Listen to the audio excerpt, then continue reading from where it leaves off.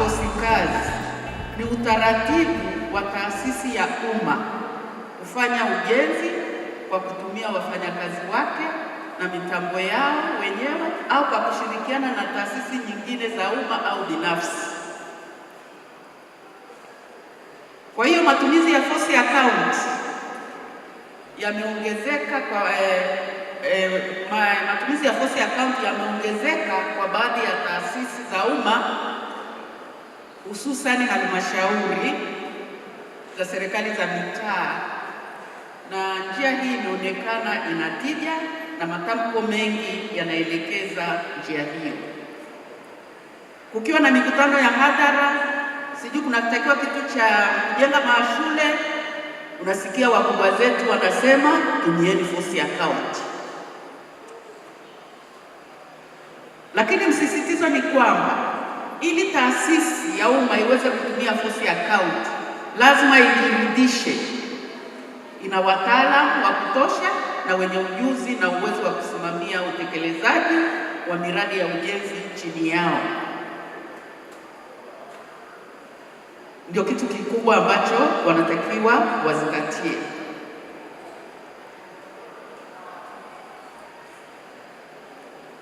Lingine, sheria ya manunuzi ya umma na kanuni zake hazijaweka ukomo wa thamani ya miradi inayotakiwa kutumia force account.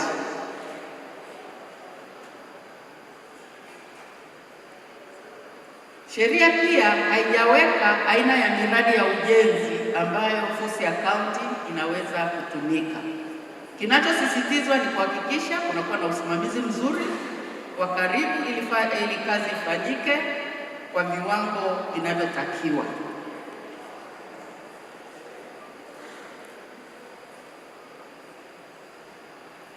Utaratibu wa kutumia force account. Tunapotumia force account, sheria inaelekeza, kwa sababu tumezungumzia wataalamu, wafanyakazi, kuna vifaa au mitambo ambayo inahitajika kufanya hiyo kazi. Sheria inasema ununuzi wa vifaa, tunajua ujenzi, saruji lazima iwepo, nondo, kokoto, kukodi mitambo na kadhalika, lazima zifuate utaratibu uliowekwa kisheria.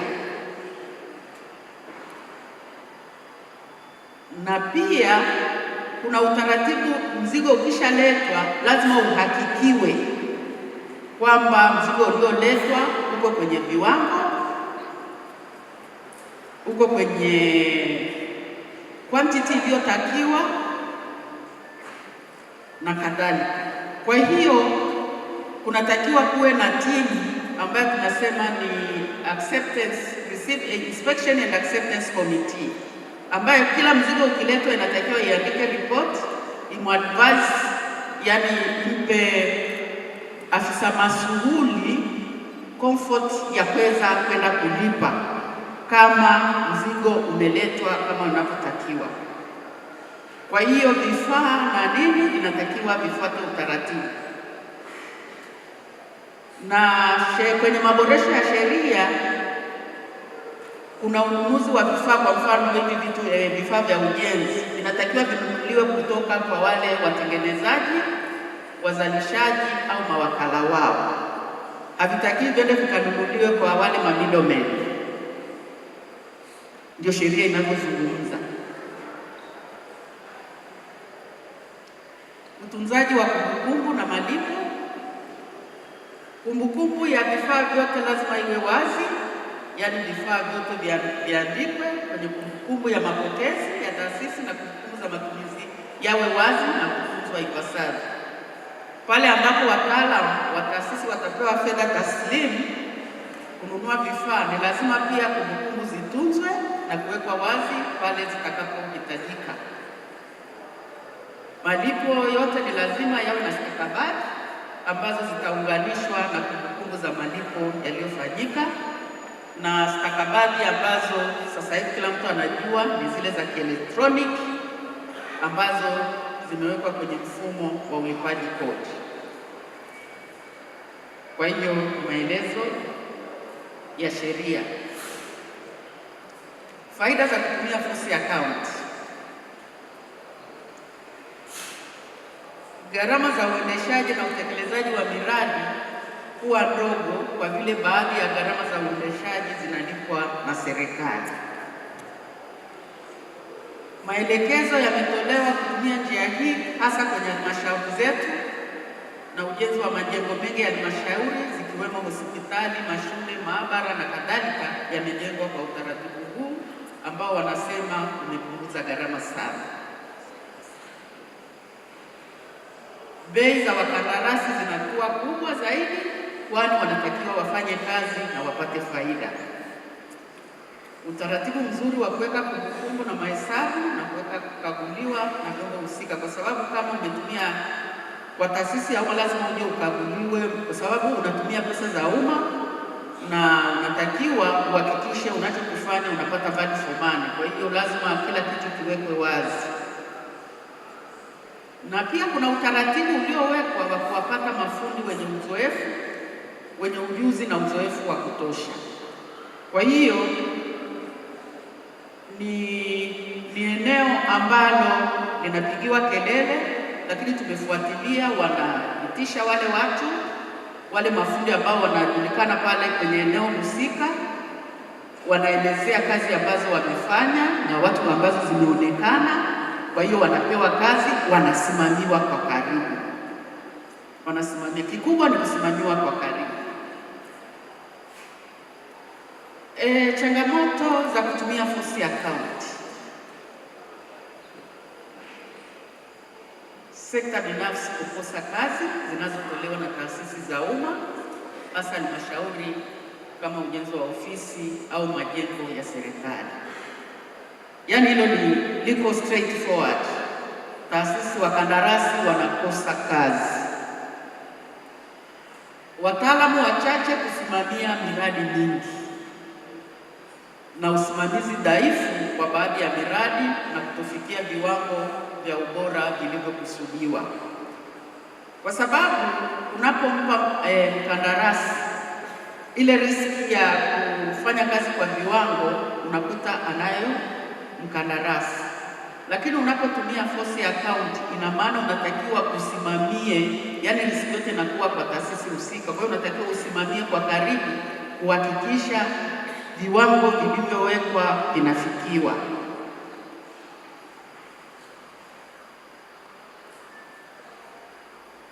Hitimisho, taasisi za umma zinatakiwa kuhakikisha kuwa sheria ya manunuzi ya umma inafuatwa nyakati zote ili kuisaidia serikali kupata thamani bora ya fedha, kuhakikisha kumbukumbu za vifaa vyote lazima viwe wazi, na force account itumike tu kwa kuzingatia mazingira yaliyowekwa kwenye sheria. Presentation yangu leo ni fupi ili tupate muda mwingi wa kudiscuss. Asanteni sana. Mimi kwa majina naitwa Osbert Ngemela Matare, ni mkandarasi. Mimi swali langu au maoni yangu ni kwamba niko upande wa mama PRA. Sijui wamefanya utafiti gani wa savings account kwamba inasaidia pesa za serikali. Kwa kweli hatujafanya utafiti kwenye force account, ndio nilisema tunajipanga kwenda kufanya special audit ambayo tutashare tuweze kujua nini kinachofanyika na ubora na kama tunapata value for money. Nashukuru sana. Engineer Mary Swai ameandika pepa nzuri hii, nzuri sana, fupi lakini ni nzuri. Tatizo la Mary Swai hapa kwenye pepa hii ni moja, ni lazima maengineer, properly trained engineers, tuwe wa kweli tunapokuja particularly kuandika hitimisho. Mary Swai kwenye pepa hii tatizo lake ni kwenye hitimisho, na haya mahitimisho ndio mwisho wa siku yanatuingiza kwenye matatizo. Hatuwezi kuwashawishi au kuwakonvinsi watu ambao wako juu yetu kufanya kile ambacho tunakihitaji kwa kuandika mahitimisho ambayo sio kweli, sio sahihi. Engineer Mary Swai kwenye hitimisho hapa amekosea. Muiangalie vizuri pepa na jinsi alivyohitimisha ni tofauti kabisa. Ndio maana mwisho wa siku huwezi kupata msaada wowote. Angalieni ndugu zangu peji 41. Changamoto ameziainisha hapo, na changamoto kubwa sana aliyoiandika Mama Swai ni usimamizi dhaifu kwa miradi na kutofikiwa viwango vya ubora vilivyokusudiwa, ambapo ndio tunavizungumza hapa kwa kutumia force account. Sasa anahitimisha kwa kuendelea kushawishi kwamba taasisi ziendelee kuhakikisha kuwa sheria ya matumizi ya umma na force account iendelee kufanyika. Angehitimisha hapa kwamba kutokana na usimamizi dhaifu na kutofikiwa kwa viwango vya ubora vilivyokusudiwa kwa kutumia hii force account, then force account ingefutwa. Angehitimisha hivyo, ingekuwa ni relevant. Mlango ni hilo tu. Asante sana. Shukuru kwa acknowledge kwamba pepa yangu ilikuwa nzuri, ila kwenye hitimisho nilitakiwa niliweke vizuri zaidi. Kwa vile pepa ilikuwa ndefu kidogo, hitimisho tu ndio hapo nimeshindwa kuiliweka vizuri. Ndio maana hata kuna msemo unaweza ukala ng'ombe mzima mkia ukakushinda. Lakini pia nisingeweza kuweka yale maneno ambayo alikuwa nataka niweke kwenye hitimisho, kwa sababu pepa ni ya kwangu, ya kwamba force account ifutwe. Nisingeweza kusema hilo. Naomba niwe muwazi. Naomba niwe muwazi. Lakini nashukuru ameona pepa yangu ilikuwa nzuri, lakini tunajifunza. Kwenye hitimisho nitakuwa makini zaidi. Naanzia pale aliposema kuna faida za kutumia force account. Alisema gharama zinakuwa ndogo kulinganisha na makandarasi. Alafu akaenda kwenye changamoto. Akasema changamoto, taasisi binafsi zinakosa kazi. Ukiongelea taasisi binafsi kukosa kazi, na maana unasema ni hamna employment. Sasa faida hizi ambazo mnazipata against employment, sijui mnazilinganishaje kusudi unemployment against faida mnazozipata serikali kwa kuemploy watu ambao wako na employment. Hiyo ilikuwa ni ya kwanza, kwamba kulinganisha faida against non-employed person ambao mnaenda kuemploy watu wengine ambao tayari wako employed. Pili, kushindwa kufikiwa viwango vinavyohitajika kama mojawapo ya changamoto. Sasa unalinganishaje viwango vibovu against hii saving ambayo unasema umeipata? Unaweza ukajenga jengo kama mtu aliyesema kule kwamba jengo lina nyumba ezibu ni marembo. Sasa ina maana pale hamna jengo. Sasa ni saving gani umeipata kwenye jengo ambalo limebomoka? Kwa hiyo hapa unaonekana kabisa kwamba hamna saving yoyote kutokana na kutumia hii force account kwa kulinganisha zile faida mama alizozisema against changamoto yeye alizojianalyze tena yeye mwenyewe kabisa. Kwa hiyo ukirudi sasa kwenye conclusion ya hii, inaonekana kwamba force account ni hasara kwa serikali, kwa sababu kwanza wanasema kwenye faida wanadai kwamba gharama nyingine zinalipwa na serikali. Sasa kama unasema tena gharama zinalipwa na serikali, bado unasema kuna saving, na maana hapo unajicontradict. Kwa hiyo mimi nafikiri mama angeconcludia kwamba force account haina faida kwa serikali na ni gharama.